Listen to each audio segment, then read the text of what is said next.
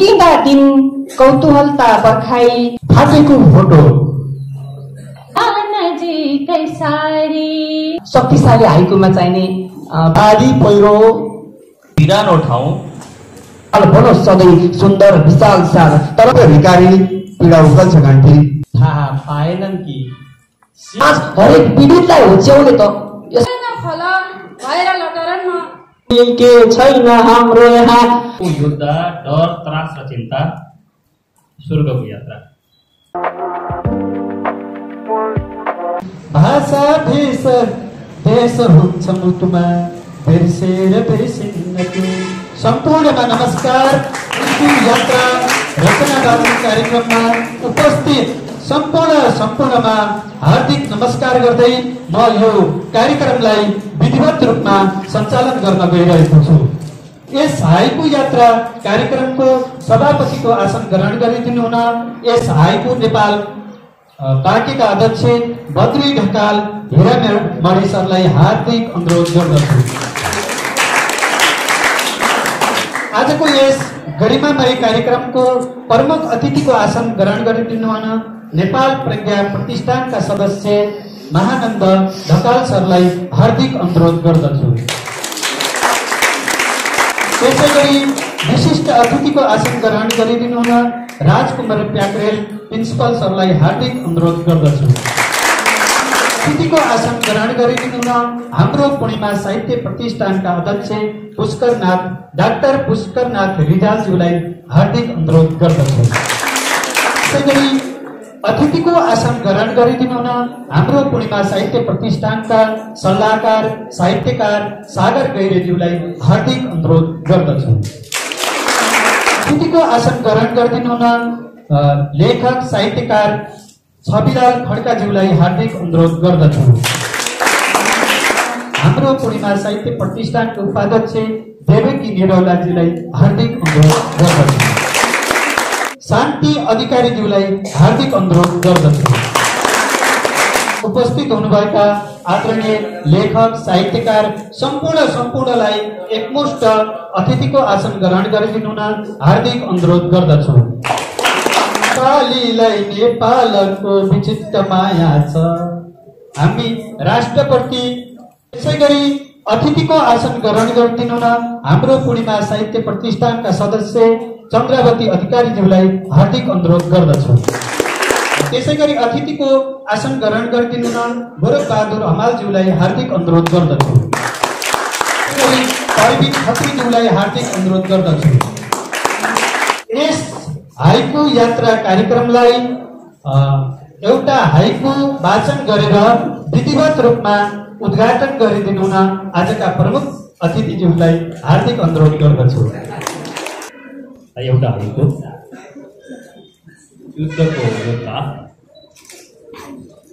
युद्धको योद्धा डर त्रास र चिन्ता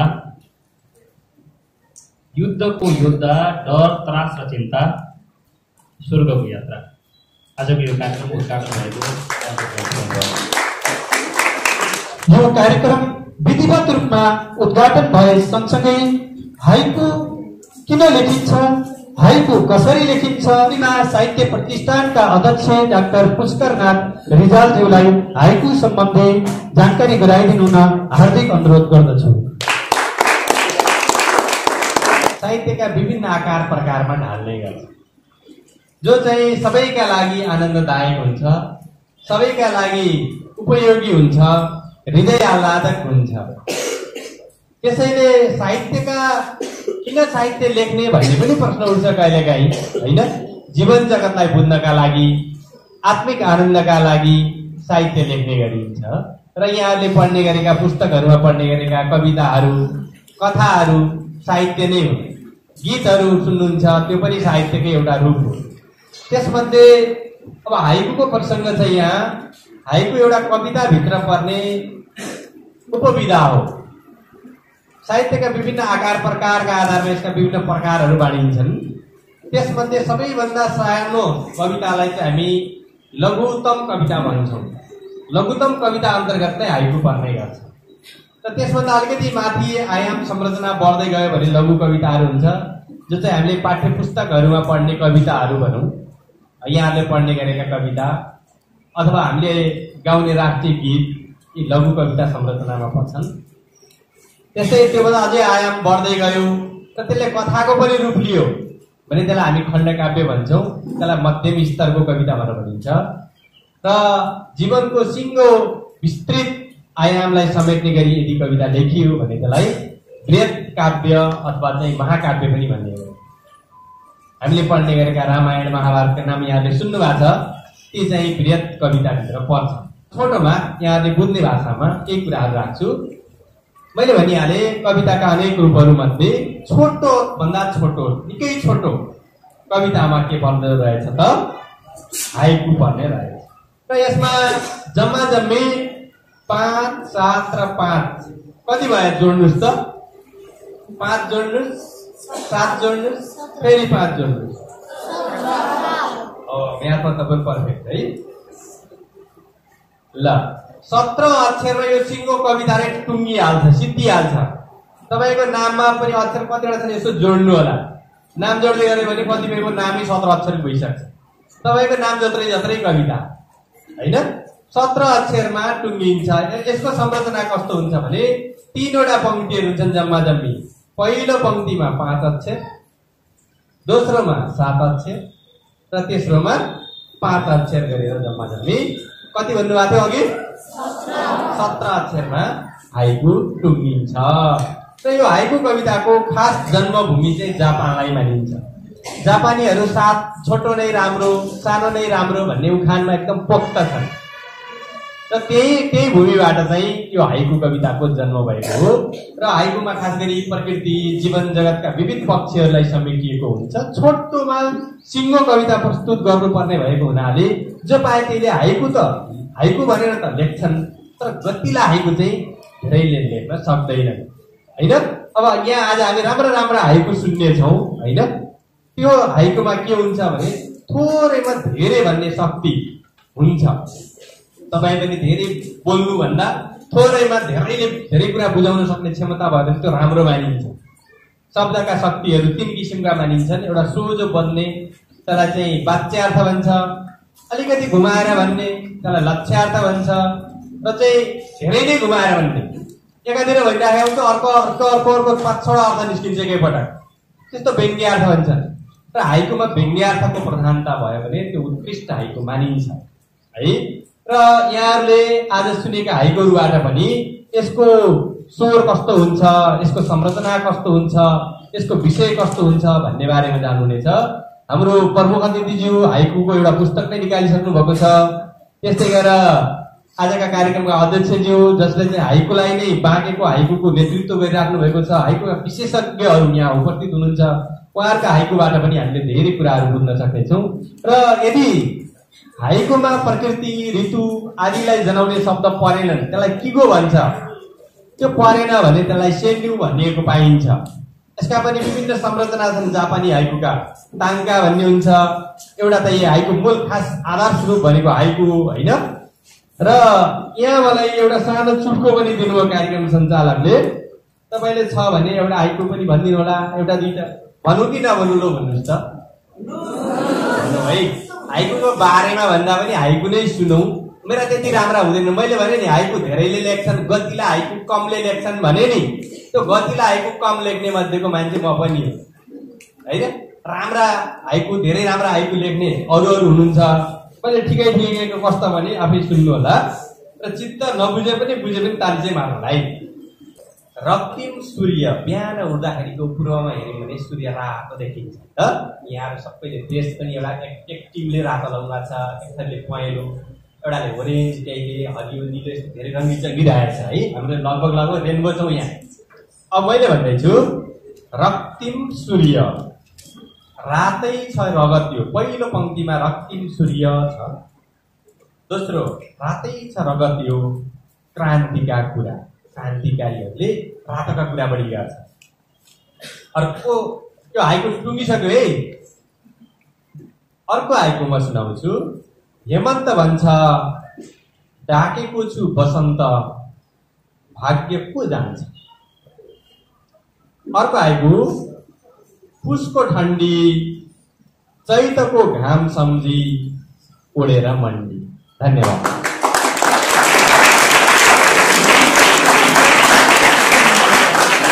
धेरै धेरै धन्यवाद छ। आज सगरमाथा ज्ञानकुञ्ज माविका अध्यक्ष अर्जुन कुमार पौडेलज्यूलाई हार्दिक अनुरोध गर्दछु। हाइकु, कविता, गजल, मुक्तक धेरै साहित्यिक विधाका विविध विधाहरूलाई यहाँ तपाईहरूले चाहिँ सुन्न पाउनुहुनेछ। अवश्य पनि म केही आफ्नै हाइकुबाट सुरुवात गरेर फेरि यहाँ नाम वाचन गर्नेछु। जुनले आँट पर्दछ यही खालकोमा वृत्तान्त फेरेर। हाइकु नम्बर 2, मुर्कट्टा जस्तै पतिङ्गर बनेर सम्झन्छ ब्याधा। रमाइलो खाले पनि छ। नसालु आँखा एकपोरो हेराई मुटुमा टस्छ।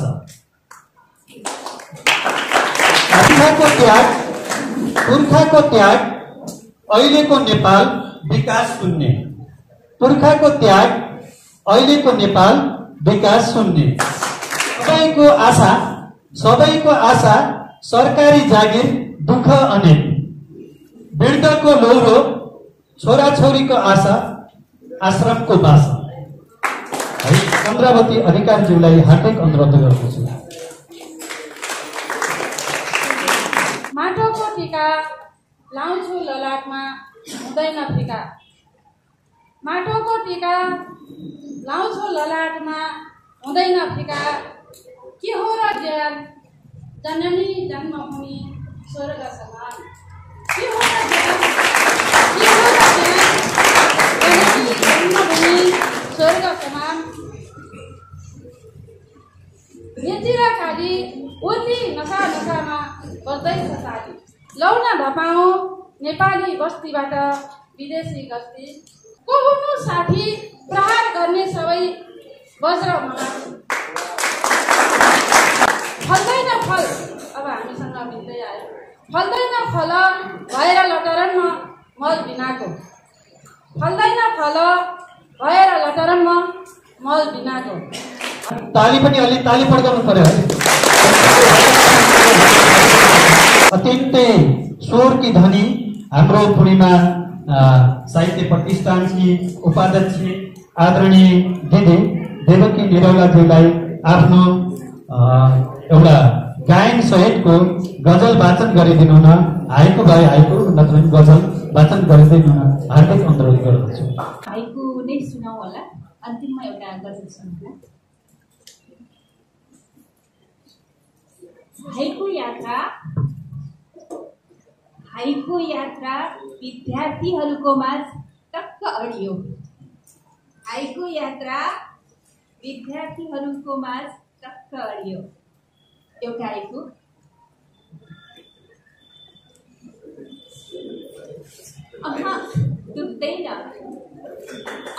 दुख्दैन चिसो बनिसकेको आँखाको जोनी अस्ताइसकेपछि हक्रियो। निशब्द बस्छ युगान्तकारी बाटो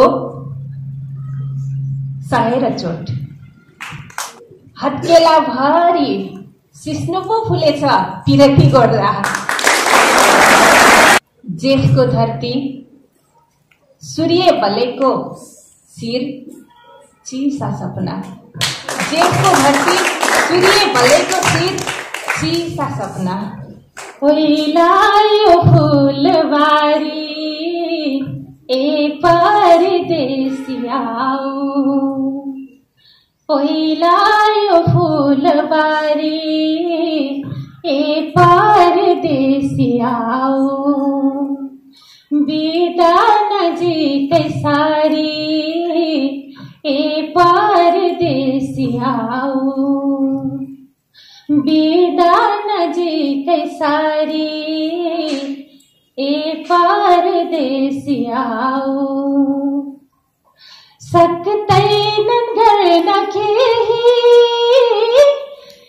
वृद्ध वृद्धाति बाबामा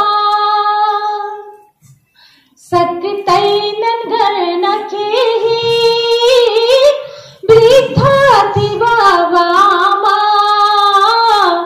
बस्दछन् सुझारी ए परदेशियाओ बिदा नजिकै सारी ए परदेशियाओ मानो छरेर मुरी उब्जाउने बेलामा बाँझै छ खेत पारी ए परदेशियाओ बिदा नजिकै सारी ए परदेशियाओ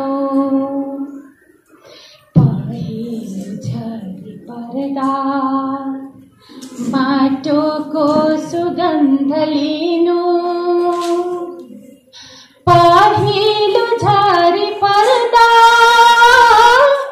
माटोको सुगन्ध लिनु नभुल्नु आफ्नो चिनारी ए परदेशियाओ बिदा नजिकै सारी ए परदेशियाओ ओइलायो फुलबारी ए परदेशियाओ। धन्यवाद।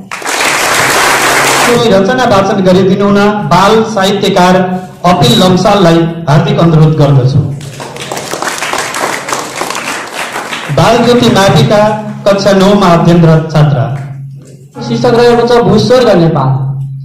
मेरो मातृभूमि छ स्वर्ग सरी नै, मेरो मातृभूमि छ स्वर्ग सरी नै, के छैन हाम्रो यहाँ गैरा हात्ती र कस्तुरी पनि आहा डुलेर हिँड्छन् जहाँ, आहा डुलेर हिँड्छन् जहाँ। डाँफे मयूर्ती काँडे भ्याकुर, डाँफे मयूर्ती काँडे भ्याकुर मुनालहरू नि यही भूमिमा चल्दछन्, हजारौं झरनाहरू पनि यहाँ छङ छङ गरी झर्दछन्, हजारौं झरनाहरू पनि यहाँ छङ छङ गरी झर्दछन्। मेरो मुलुक र राष्ट्रियता पनि, मेरो मुलुक र राष्ट्रियता पनि आकाश चुम्ने सगरमाथा पनि शान्तिका दूत गौतम बुद्ध पनि भौगोलिक विविधता र सौन्दर्यको खानी, भौगोलिक विविधता र सौन्दर्यको खानी। मुगुको रारा, मुगुको रारा र कास्कीको फेवा तालै तालले पुगाउनेछन् विकासमा टेवा। छङछङ गर्ने नदी नाला डाँफे हिमालमा चरी, लाली गुराँस लेकैमा रातै हुन्छन् बनैभरि। कोही पूर्व कोही पश्चिम यहाँ, कोही उत्तर कोही दक्षिण यहाँ, त्यहाँ हुन्छ उज्यालो जहाँ पर्छ नेपालीको छाया, जहाँ पर्छ नेपालीको छाया। पहाडै पहाडले घेरिएका उपत्यका यी सबैलाई हेर्दा आउँछ मनमा आँट र भरोसा, यी सबैलाई हेर्दा आउँछ मनमा आँट र भरोसा। छन् हिमालहरू ती उत्तर सीमा, छन् हिमालहरू ती उत्तर सीमा, तल तल गरी टल्कदै बग्छन् स्वच्छ नदीहरू, तलतिरै कल कल गरी कल्कदै। युवा जागे, युवा जागे कहाँ हुँदैन विकास, युवा नजागे कहाँ हुन्छ र देश खास। रक्षा गरौँ यो देशको गर्ने हाम्रो कर्तव्य हो भनी, प्रत्येक नेपाली जुट्नेछन् विकासमा मौरीकै हुल्झै भनी, प्रत्येक नेपाली जुट्नेछन् विकासमा मौरीकै हुल्झै भनी। अनि मात्र हुन्छ मेरो देश सुखी र समृद्धि, अनि मात्र हुन्छ मेरो देश सुखी र समृद्धि। धन्यवाद।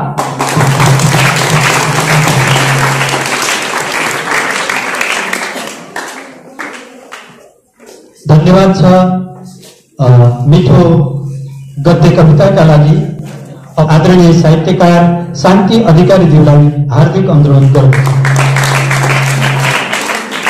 नमस्कार। यहाँ उपस्थित हाम्रो विशिष्ट व्यक्तित्वहरू र प्यारा प्यारा भाइ बहिनीहरूलाई हामीले सुनाउनेछौँ, एकछिनमा सुन्नेछौँ। फेरि कुनै मौका पर्यो भने हामी धेरै भाइ बहिनीहरूबाट सुन्नेछौँ हैन। सिकिसकेको हुनुहुनेछ या मैले धेरै सुन्छु यही बाटो हिँड्दाखेरि धेरै सृजनशील छन् यहाँका भाइ बहिनीहरू, अझ हुनेछन्।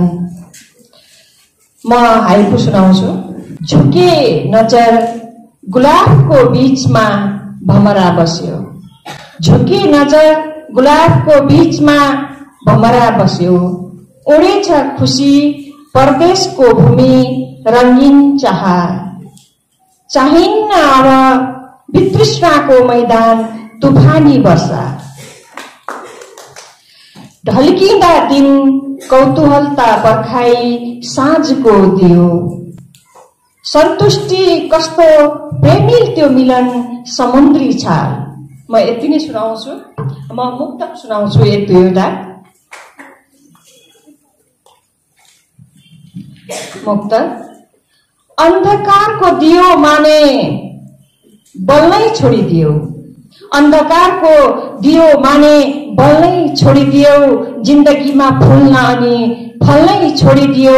जसले जहाँ जे भने नि विश्वास भित्र तिमी, जसले जहाँ जे भने नि विश्वास भित्र तिमी। थियो यो मुटुको धड्कन चल्नै छोडिदियो, थियो यो मुटुको धड्कन चल्नै छोडिदियो।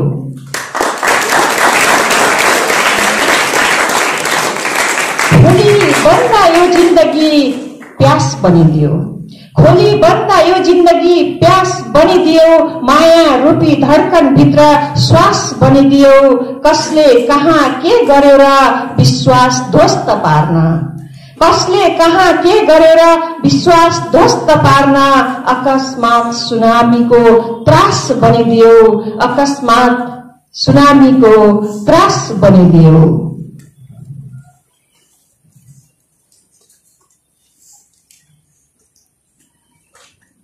सबै प्रेमिल नै परे हैन। उनले दिएको जाली रुमाल खस्यो कुन्नी कता, उनले दिएको जाली रुमाल खस्यो कुन्नी कता। सामान्य त्यो बोलाइले डस्यो कुन्नी कता। धरती आकाश छुट्टै देख्छु हिजो भन्दा आज, धरती आकाश छुट्टै देख्छु हिजो भन्दा आज। झुल्के घाम झै लाग्ने माया पस्यो कुन्नी कता। उनले दिएको जाली रुमाल खस्यो कुन्नी कता।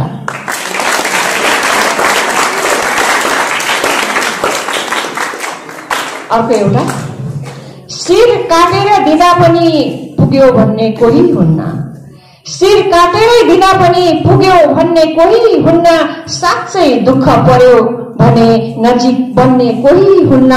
हरेक मान्छे लोभी अनि स्वार्थी बन्दै गएपछि, हरेक मान्छे लोभी अनि स्वार्थी बन्दै गएपछि। निस्वार्थले सत्यताको बाटो खन्ने कोही हुन्न। शिर काटेर दिँदा पनि पुग्यो भन्ने कोही हुन्न। धन्यवाद। साहित्यकार गोरख बहादुर हमालज्यूलाई आफ्ना रचनाहरू वाचन गरिदिनु हार्दिक अनुरोध गर्दछु। कार्यक्रम सञ्चालकज्यू, यहाँ उपस्थित सम्पूर्ण अग्रज साहित्यकारहरू, प्यारा विद्यार्थी भाइ बहिनीहरू, हाम्रो वातावरण हरेक परिवेशहरू मानिसले भोगेका विभिन्न कोणबाट आफ्ना जिन्दगीलाई हेर्ने दृष्टिकोणहरू वास्तवमा साहित्यमा समेटिएका हुन्छन्। एउटा शब्दहरूले राम्रो भावलाई चाहिँ प्रदर्शन गर्न सक्ने यसले क्षमता राख्छ।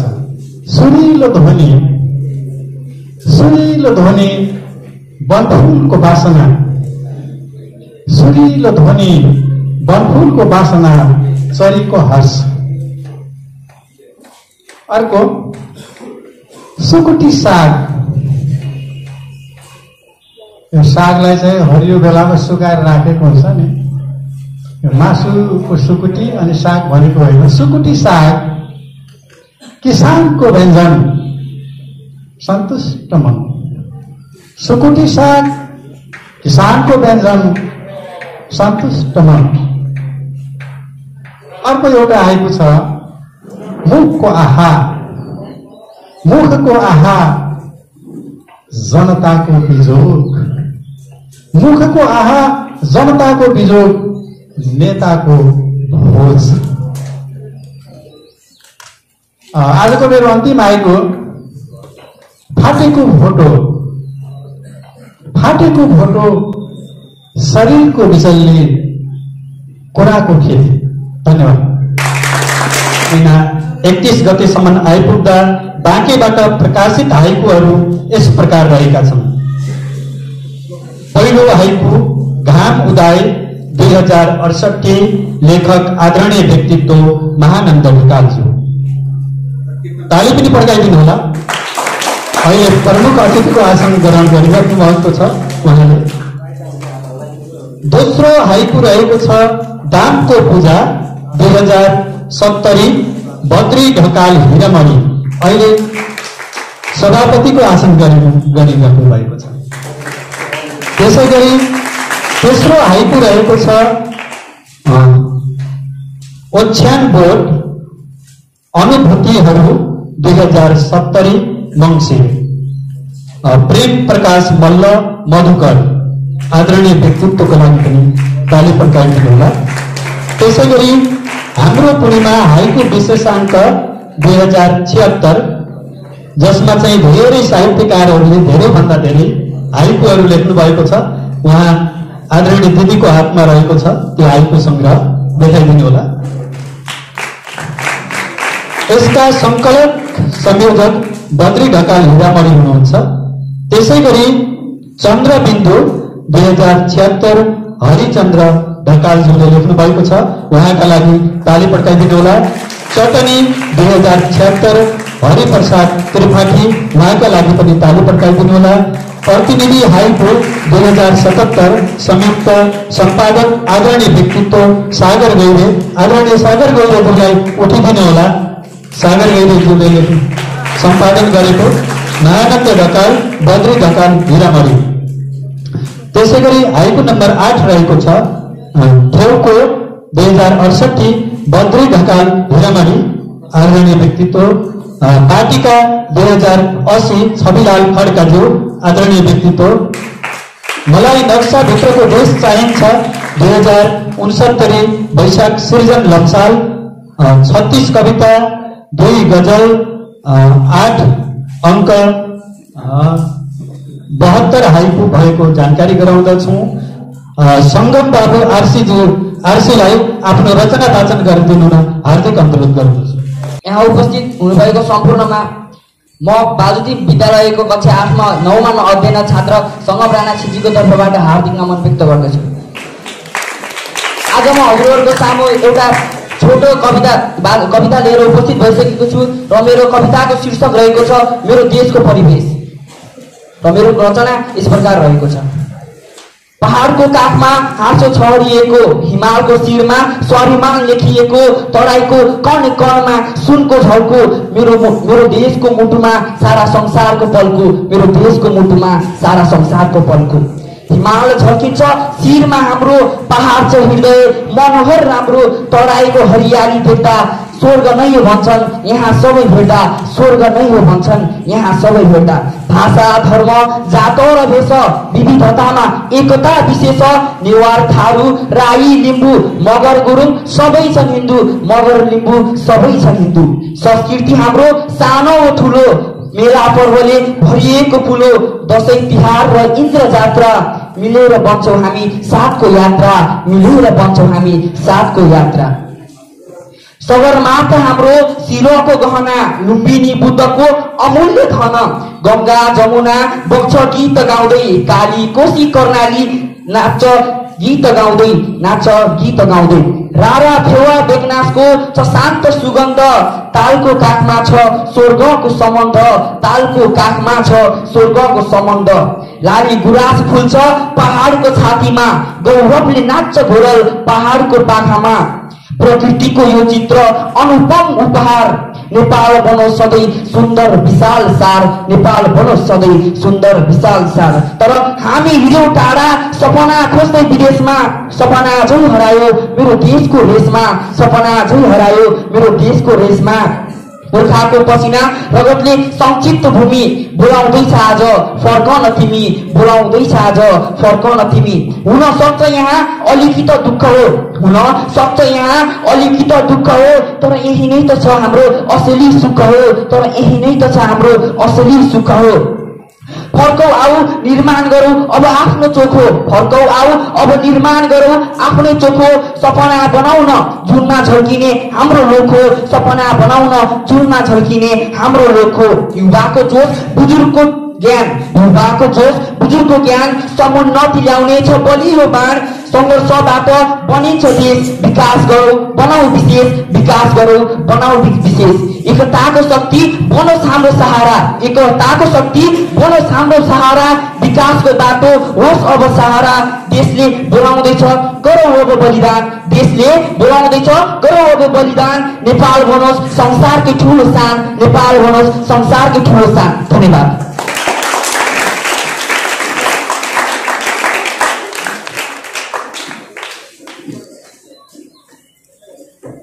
मिठो बाल कविताका लागि हार्दिक धन्यवाद छ। बाल साहित्यकार यसै विद्यालयका छात्र मानव खत्रीजीलाई आफ्नो रचना वाचन गर्नका लागि आमन्त्रित गर्दछु। कार्यक्रम सञ्चालकज्यू, आदरणीय यस कार्यक्रमका सभाध्यक्ष महोदय, प्रमुख अतिथिज्यू, यहाँ पाल्नुहुने सम्पूर्ण अतिथिवर्ग एवं सम्पूर्ण शिक्षक शिक्षिका र विद्यार्थी भाइ बहिनीहरूमा म यस विद्यालयको हेड बोय मानव खत्रीको तर्फबाट न्यानो अभिवादन। म कक्षा 10 को छात्र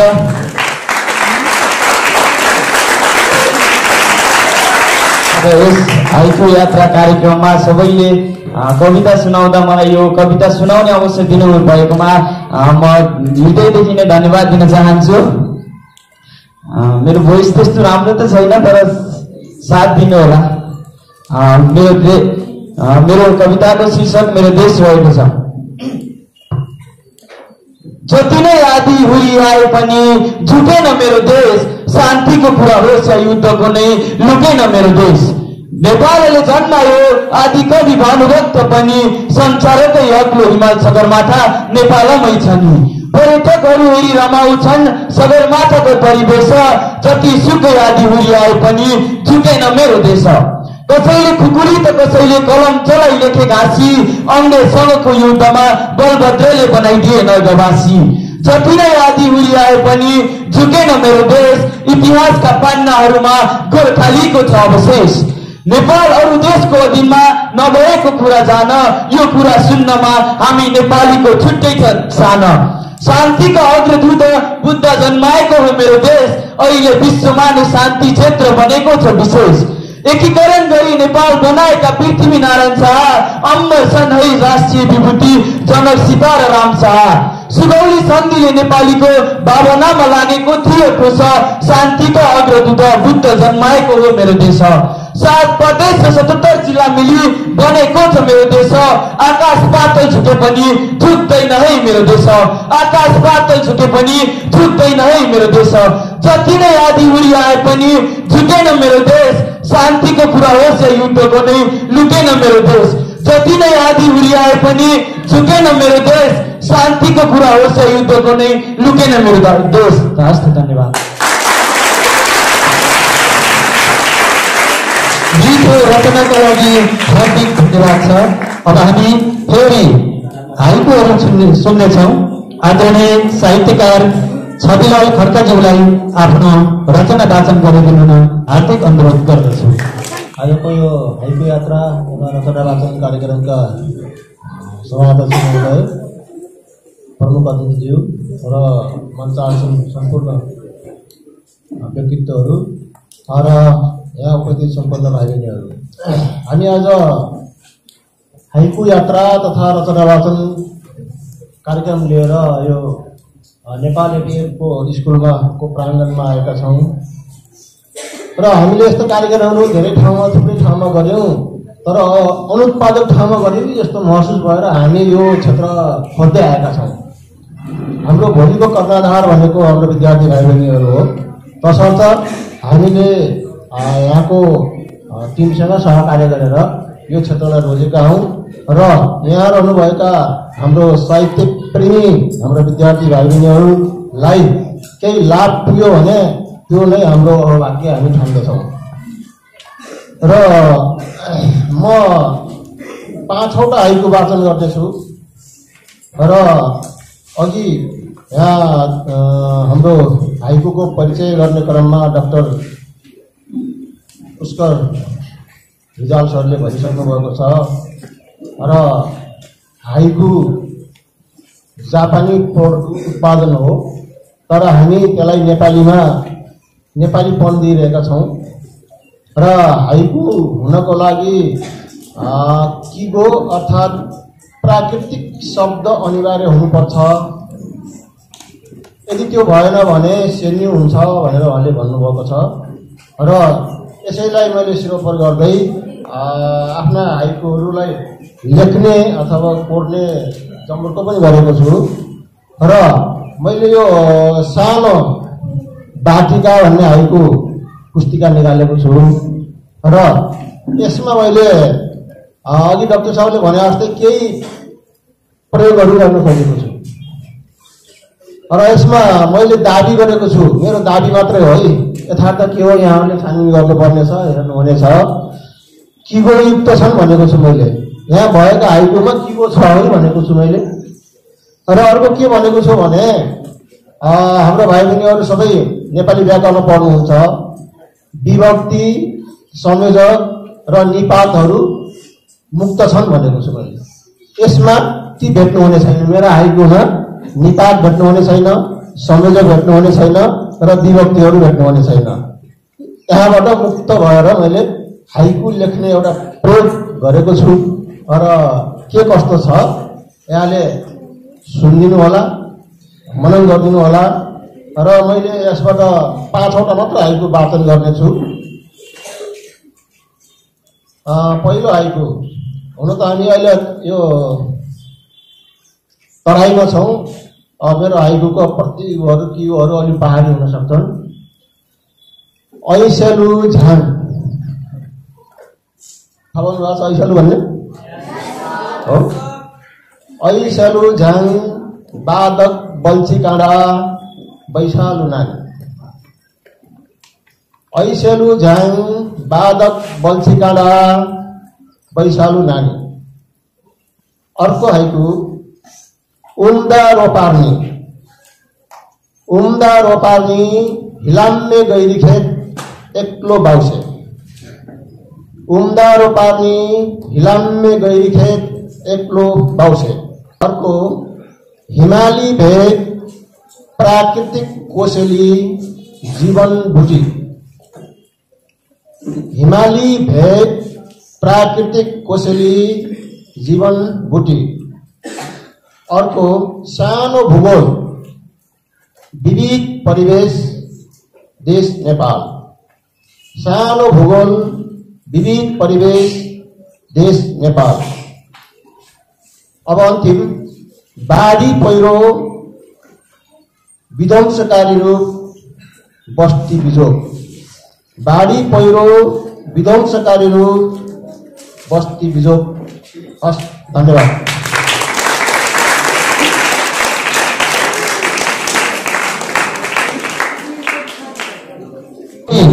बाल रचना सुन्नेछौँ। एउटा सक्षम 40ज्यूलाई आफ्नो रचना वाचन गरिदिन हार्दिक अनुरोध गर्दछु। म हजुरहरू सामु एउटा नयाँ रचना लिएर प्रस्तुत भएको छु। मेरो रचनाको शीर्षक रहेको छ समाजले सुन्न नसकेको चित्कार। यो समाज सुनिँदैन मेरो चित्कार, चिच्याइरहेको छु म यहाँ एक्लै। यो समाज सुनिँदैन मेरो चित्कार, चिच्याइरहेको छु म यहाँ एक्लै। म चिच्याएर आउने त्यो चिच्याहाटको आवाजले, म चिच्याएर आउने त्यो चिच्याहाटको आवाजले मेरो मस्तिष्कमा हलचल गराएको छ। यो समाज म चिच्याउँदा आउने चिच्याहाटको आवाजलाई मेरो मस्तिष्कले झेल्न सकिरहेको छैन।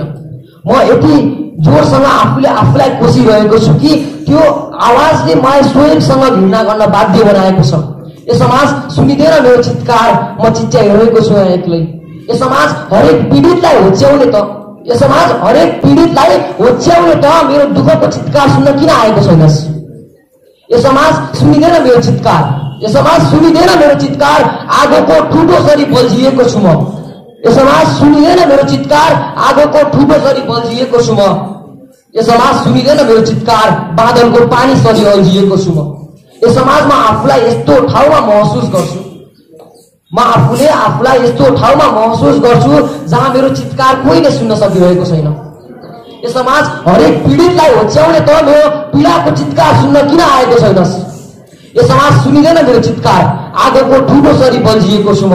यो समाज सुनिँदैन मेरो चित्कार, आगोको ठुटो सरी बल्झिएको छु म।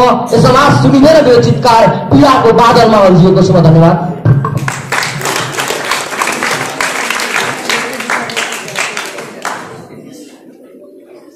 मिठो रचनाका लागि हार्दिक धन्यवाद छ।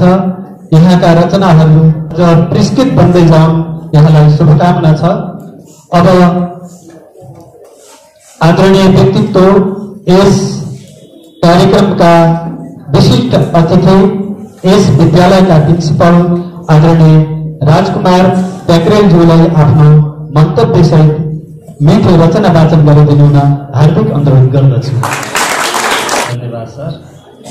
उत्कृष्ट सरकै सम्बोधनलाई यथावत राख्दै सरले त रचना वाचन भनिदिनु हो। मलाई त खासै केही पनि थाहा थिएन। यो हाइकु भन्ने पनि अलिअलि थाहा थियो, 5-7-5 भनेर सरले भन्नुभएको थियो। त्यसमा चाहिँ मैले बस्दै अलिकति यो मिल्छ कि मिल्दैन त आइदिनु मलाई थाहा छैन, तर पनि मैले चाहिँ एउटा चाहिँ लेखेको, सिक्न बसेका थाहा पाएनन् कि, सिक्न बसेका थाहा पाएनन् कि हाइकु याद।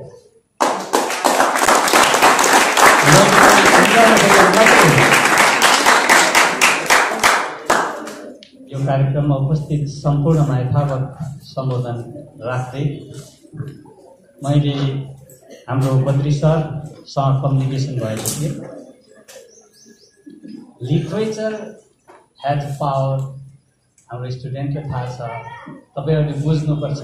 साहित्यमा यति ठुलो शक्ति छ, त्यो शक्तिले यो लेखनको माध्यमले यो संसार परिवर्तन गर्ने त्यो खालको बल बोकेको एउटा विधा साहित्य हो। त्यसका धेरै कुराहरू साहित्यमा जोडिएका हुन्छन्। साहित्य भनेको एउटा कुरा मात्र होइन। मलाई चाहिँ हाम्रो बाबु नानीहरूलाई, हाम्रो यहाँ पढिरहेका बाबु नानीहरूलाई कविता कसरी लेख्ने होला, यो हाइकु नै के होला, 5-7-5 भन्ने फर्मुला सम्झिनु पर्यो। त्यो फर्मुला जान्ने भने तपाईँले लेखेको सबै हाइकु त्यो कुरा पनि बुझ्नु पर्यो। आज तपाईँहरूले धेरै कुरा सिक्नुभयो, एक्सपोजर पनि पाउनुभयो। हेर्नुहोस् त, तपाईँ जस्तै पढ्ने विभिन्न स्कुलमा पढ्ने साथीहरूले पनि यहाँ आएर भन्नुभयो। यसले तपाईँको कन्फिडेन्स लेभल पनि पक्कै बढाएको होला। यसको लागि जुन यो साहित्यिक समूह हाम्रो त एकदम प्राज्ञ सर हुनुहुन्छ, यो विरलै साहित्यिक फाँटमा हामीले भेट्ने तपाईँहरू सामु ल्याएर तपाईँहरूलाई चाहिँ यसरी गर्ने। म्यामले कति राम्रोसँग गजल वाचन गरिदिनु हो। 1-2टा अर्को अझ मलाई सुन्न मन थियो, म्यामको टाइम भए कति राम्रो थियो। बाबु नानीहरूलाई पनि एकदम त्यसले चाहिँ तपाईँहरूलाई इन्करेज गर्छ। यो इन्करेज होस्। हाम्रो यो अहिलेको चाहिँ अफ आवरै हो, हाम्रो इसी आवर हो। यो आवरमा तपाईँहरूलाई यसरी एक्सपोजर दिन सकियो भने भोलि कोही न कोही यहाँ मध्ये हामी यति बसिरहेका मध्येलाई इन्ट्रेस्ट जाग्छ। त्यो इन्ट्रेस्टले तपाईँहरूलाई भोलि यसैको शिखरमा, साहित्यको शिखरमा पुर्याउन सक्छ भन्ने उद्देश्यका साथ हाम्रो कम्युनिकेसन भएको सरसित मैले चाहिँ विद्यालयमा कम्युनिकेसन गरेर हुन्छ गरौँ, राम्रो हुन्छ भन्ने बुझेरै तपाईँहरूलाई यो कार्यक्रम गरिएको हो। यो कार्यक्रम यसरी आयोजना गरिदिनु भएकोमा सम्पूर्ण आयोजक टिमलाई पुनः यस विद्यालयको तर्फबाट मैले हार्दिक धन्यवाद दिँदै म यहाँबाट अब धेरै हाम्रो समय पनि छैन। हाम्रो चाहिँ यो 24 घन्टे स्कुल एउटा सेड्युलमा चल्छ। हरेक सेड्युलमा विद्यार्थीहरूको आफ्नो अलिकति सेड्युल बिग्रियो भने सबै कुरा बिग्रिन्छ। त्यसलाई चाहिँ मैले मध्यनजर राख्दै पुनः बद्री सर, प्राज्ञ सर लगायत सम्पूर्णलाई एकताली एकपटक विद्यालय र मेरो व्यक्तिगत तर्फबाट धन्यवाद दिँदै यहाँबाट बिदा हुन्छु।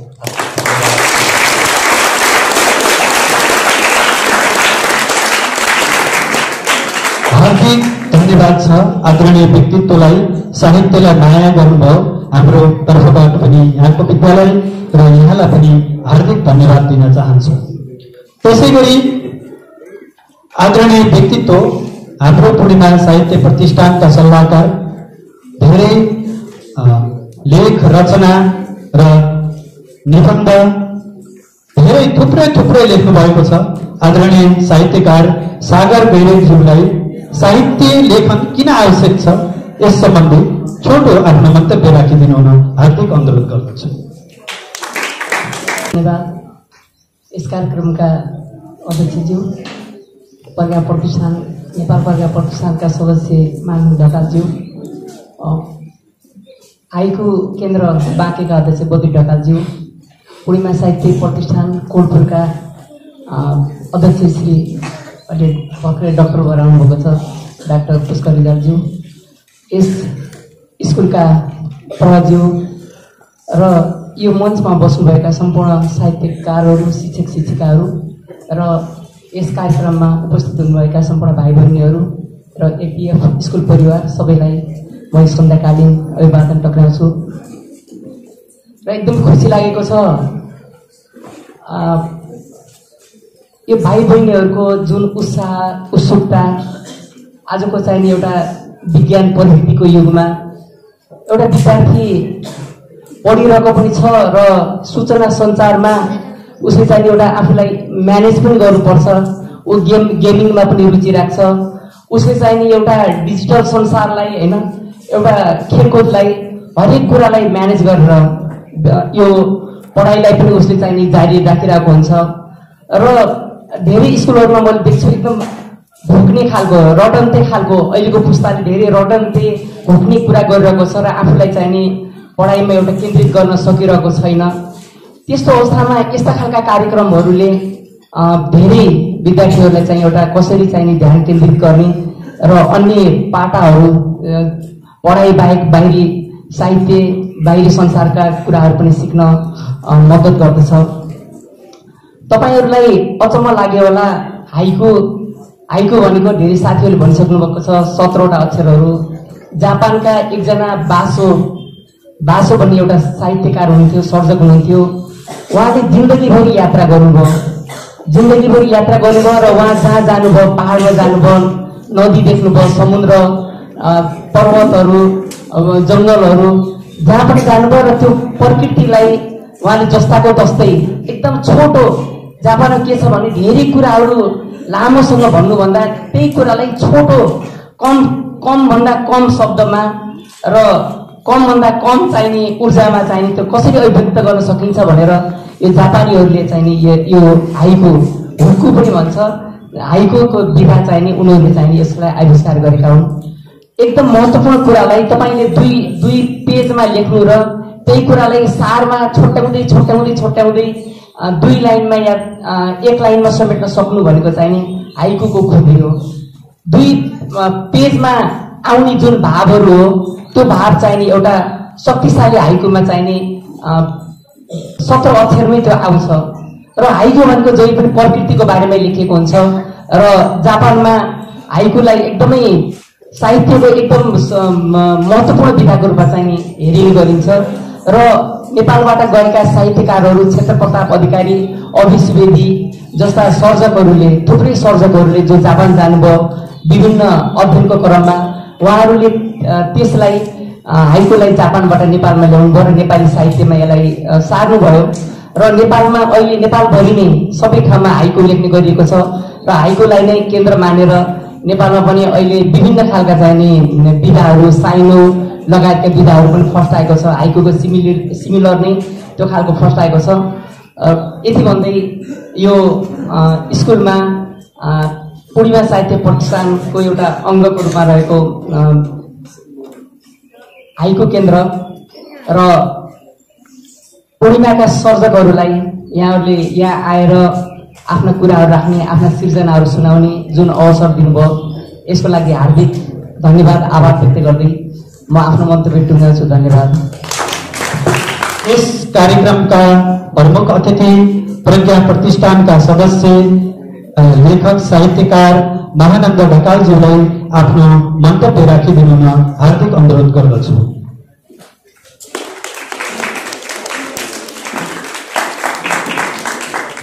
धन्यवाद। कार्यक्रमका उद्घोषकज्यू, नेपाल हाइकु केन्द्र बाँकीको आयोजनामा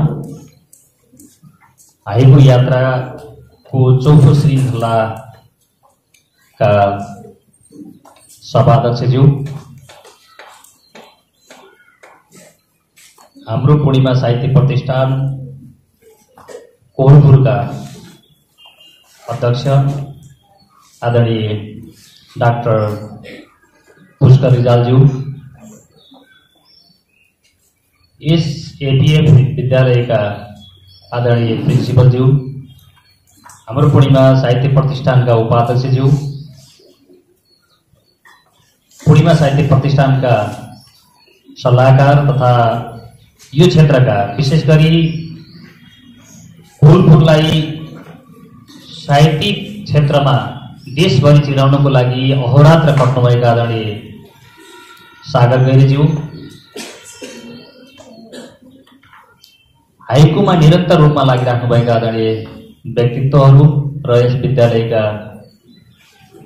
शिक्षक शिक्षिकाहरू र प्रिय भाइ बहिनीहरू, आज फरक अनुभूति भइरहेको छ। हामीले सुनाइराखेका छौँ, यहाँहरूले सुनिराख्नु भएको छ। म पनि कुनै विद्यालयको शिक्षक हो, म पनि पढाउँछु, शिक्षण गर्छु र आज यसरी तपाईँहरूको माझमा शान्त भएर तपाईँहरूले सुनिराखेको देख्दा निकै राम्रो लागिराखेको छ, निकै मजा लागिरहेको छ। आज हाइकुको विषयमा कुराकानी भइराखेको छ, सरहरूले हाइकुको बारेमा भनिराख्नु भएको छ।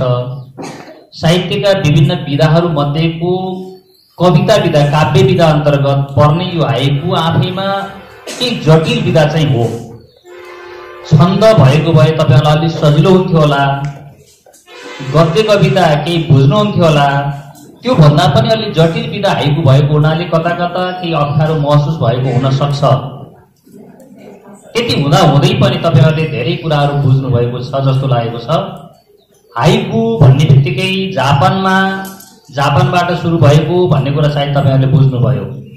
यसको उत्पादन अथवा उत्पत्ति जापानबाट भयो। अनि नेपालमा कसले ल्यायो त भन्ने कुरा सायद यहाँहरूले जान्नुभएको छैन जस्तो लागिरहेको छ। नेपालमा शङ्कर लामिछाने भन्ने साहित्यकारले ल्याउनु भयो। निबन्धकार शङ्कर लामिछानेले 2019 सालमा नेपाल भित्राउनु भयो। उहाँ जापान जानुभएको थियो। जापानमा यो कविता विधा, यो धेरै विषयवस्तुलाई 17 अक्षरमा निकै सुन्दर तरिकाबाट अभिव्यक्ति गरेको जुन उहाँलाई मन पर्यो। नेपालमा त्यसभन्दा पहिला यो चलन चल्तीमा थिएन। उहाँ नेपालमा आउनुभयो र यो सँगसँगै लिएर आउनुभयो, हाइकु लिएर आउनुभयो र लेख्न सुरु गर्नुभयो। र पहिलोपटक उहाँले शिरीषको फूल भन्ने तपाईँहरूले नाम सुन्नुभएको छ होला, किताबको नाम निकै चर्चित किताब हो यो। त्यसमा भूमिका लेख्ने क्रममा उहाँले हाइकु लेख्नुभयो। त्यो हाइकु निकै केही हाइकु हेरेर थुप्रै मानिसहरूले हाइकु लेख्न सुरु गर्नुभयो। त्यस पछाडि विभिन्न ठाउँमा देशभरि अहिले नेपाली माटो सुहाउँदो हाइकुहरू लेखिराख्नु भएको छ। अघि नै तपाईँहरूले सुनिसक्नु भएको छ। हाइकुमा विशेष गरी प्रकृतिसँग जोडिएका विषयवस्तुहरू हुनैपर्छ। प्रकृतिसँग जोडिएका विषयवस्तुहरूलाई समेटेर तपाईँले लेख्ने 5, 7, 5 सबैभन्दा माथि 5 वटा शब्द, त्यस पछाडि 7 वटा शब्द, त्यस पछाडि 5 वटा शब्द, यी 3 वटा लाइन मध्येमा कुनै पनि लाइनमा प्रकृतिसँग जोडिएको शब्द चाहिँ हुनुपर्छ भन्ने मान्यता राख्छ। मलाई लाग्छ तपाईँहरू साहित्यमा रुचि राख्नुभयो भने कुनै न कुनै दिन तपाईँहरूले पनि हाइकु लेख्नुहुनेछ। हामीले साहित्यको लागि काम गरिराखेका छौँ।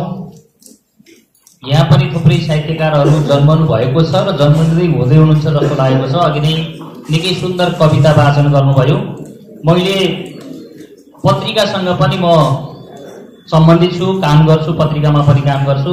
यहाँले कहिलेकाहीँ देख्नुहुन्छ होला मिसन टुडे दैनिक भन्ने, त्यसमा बालबालिकाका थुप्रै कविताहरू मैले प्रकाशन गरिदिने गरेको छु।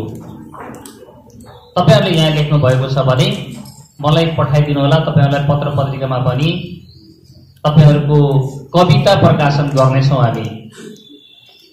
र यो कार्यक्रम विशेष गरी यहाँले यो आयोजना गर्नको लागि हाइकु केन्द्रको अनुरोधलाई यो एपीएफ विद्यालयले जुन सहयोग गर्नुभयो यसको लागि विद्यालय परिवारलाई पनि हार्दिक धन्यवाद दिन चाहन्छु मेरो तर्फबाट। र एपीएफ सँग म पनि जोडिएको मान्छे हो, किनभने कसरी पनि जोडिएको छु भन्दैछु भने मेरो घरमा पनि म मुनिका 2 जना भाइहरू एपीएफमै हुनुहुन्छ, एपीएफ को जागिरै हुनुहुन्छ, जो यो क्षेत्रमा हुनुहुन्छ। त्यो कारणले पनि यो विषयमा एपीएफ को बारेमा घरमा थुप्रै कुराकानी हुन्छ। हाम्रो यो संस्था कस्तो हो भन्ने बारेमा कुराकानी हुन्छ। यहाँहरूले जुन अनुशासनपूर्ण तरिकाबाट जुन हृदयदेखि धन्यवाद दिँदै केही 1-2 हाइकु त्यस पछाडि एउटा यहाँहरूलाई गजल सुनाउन मन लागेको छ यहाँहरूको लागि।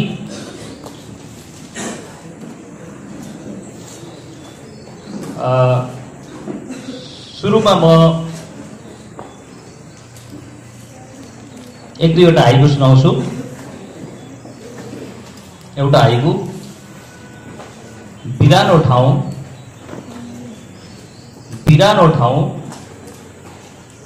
मास्टरको जागिर, बिरानो ठाउँ मास्टरको जागिर उखु फेलाई, बिरानो ठाउँ मास्टरको जागिर उखु फेलाई। यो त्राससँग सम्बन्धित एउटा गर्मी भइरहेको छ, पसिना आइरहेको छ, अब बर्खा लाग्यो, सर्पको डर छ, त्यसैसँग सम्बन्धित। गर्मी मौसम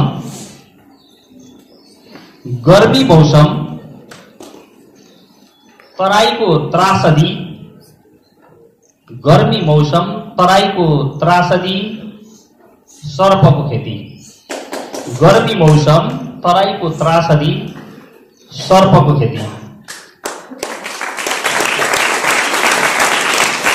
अर्को राजनीतिसँग सम्बन्धित, राजनीतिका कुरा त कति बुझ्नुहुन्छ होला यहाँहरूले। देशमा राजनीति गर्नेहरूले निकै झगडा गरिराखेको हामी सुन्छौँ, देख्छौँ। काम कुरो एकातिर, कुम्लो बोकी ठिमीतिर भने जस्तै देश निर्माण गर्ने काममा उहाँहरू झगडामा अल्झिराख्नु भएको हुन्छ। त्यही विषयलाई समातेर लेखिएको एउटा हाइकु। गोरु चुटाई राजनीति लडाई, गोरु चुटाई राजनीति लडाई हलो अड्काई, गोरु चुटाई राजनीति लडाई हलो अड्काई।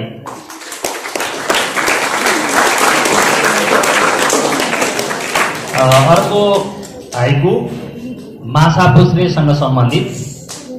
पोखरा को जानु भएको छ थाहा छैन, पोखरामा जाने मान्छेहरूले एकचोटि माछा पुछ्रेको त्यो सौन्दर्यता देखेर त्यसको बारेमा बयान जो कोहीले गर्छ, त्यही विषयलाई माछा पुछ्रे शीर्षक राखेर लेखिएको। शिरमा चाँद फेवातालमा छाया, शिरमा चाँद फेवातालमा छाया मनमा छाप। मेरा हाइकुहरू यसरी यहाँलाई सुनाए। अब यहाँहरूको लागि एउटा गजल सुरुमा मैले गजल संग्रह प्रकाशित गरेको थिएँ। यहाँहरू जन्मनुभन्दा धेरै पहिला, सायद 2058 सालमा कोही पनि जन्मनु भएको थिएन होला यहाँ विद्यार्थीहरू। त्यो 58 सालमा प्रकाशित भएको थियो गजल संग्रह। त्यस पछाडि अन्य गजल संग्रहहरू प्रकाशित भए। यो कृतिभित्र समावेश नभएको गजल हो, यहाँहरूको लागि हो, तपाईहरुलाई सम्बोधन गरेर तपाईहरुकै लागि, तपाईहरु जस्तै विद्यार्थीको लागि लेखिएको गजल हो।